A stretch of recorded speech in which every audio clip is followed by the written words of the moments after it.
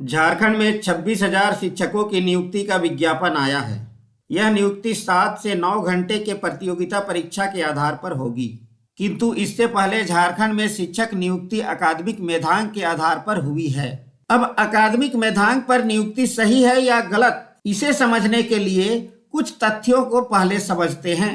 झारखंड में पहली बार 2013 में टेट हुआ, इसके बाद 2014 और 2015 में शिक्षक नियुक्ति हुई। यह नियुक्ति 2012 के नियमावली के आधार पर हुई, जिसमें अकादमिक मेधांक अर्थात मैट्रिक से प्रशिक्षण तक और टेट के अंकों के आधार पर मेधांक बनाने का प्रावधान है, किंतु इसमें टेट के बाद नियुक्ति के लिए कोई परीक्षा का प्रावधान नहीं है।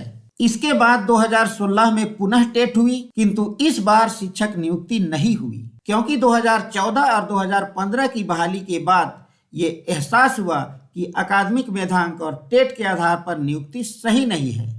हालांकि अकादमिक मेधांक पर बहाली गलत कैसे है, इसे स्पष्ट करने से ज्यादा टेट के बाद परीक्षा पर जोर दिया गया और इस प्रकार नियुक्ति में टेट के बाद परीक्षा का प्रावधान लाने के लिए नई नियमावली का सूत्रपात हुआ और शिक्षक यानी असिस्टेंट टीचर की नियुक्ति रुक गई। किंतु इसी दौरान 2018 में असिस्टेंट प्रोफेसर की नियुक्ति का विज्ञापन आया और 2021 में असिस्टेंट प्रोफेसर की नियुक्ति हुई।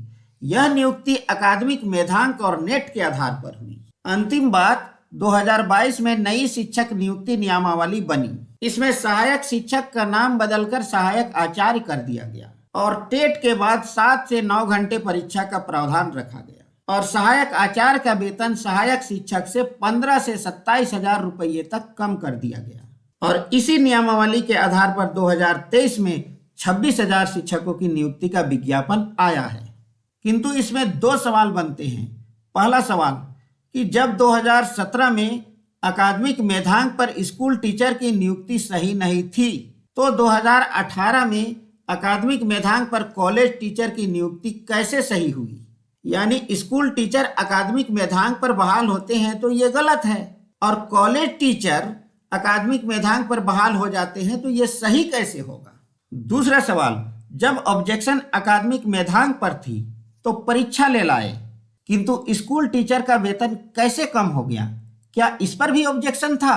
कॉलेज टीचर का तो वेतन कम नहीं हुआ, केवल स्कूल टीचर का वेतन कम हो गया। सवाल यही है और सवाल होते रहेगा। वीडियो में बने रहने के लिए धन्यवाद।